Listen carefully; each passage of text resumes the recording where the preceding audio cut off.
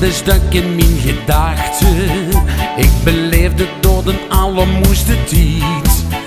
De Acropolis op mijn gemak bekijken.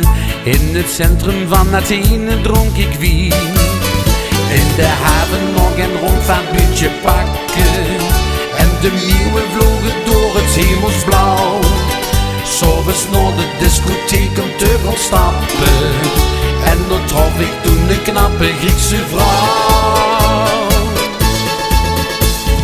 Oh, die leefde Helena, de ganse nacht ging het van hopsasa. We bleven aan de gang en het duurde tot 's morgens vroeg. Oh, oh, oh, oh, die leefde Helena, de ganse nacht ging het van hopsasa. We bleven aan de gang en dicht woord gaan niets meer.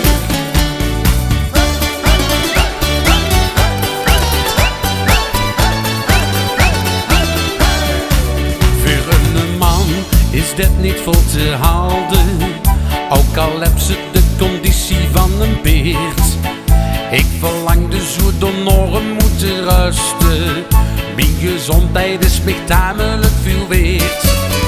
Op het strand loog ik oren bij te komen, af en toe dan ken ik best wel zonder vrouw.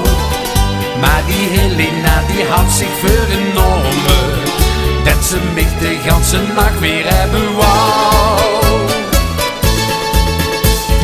Oh, die leefde Helena, de ganse nacht ging het van hopsasa. We bleven aan de gang en het duurde tot 's morgens vroeg.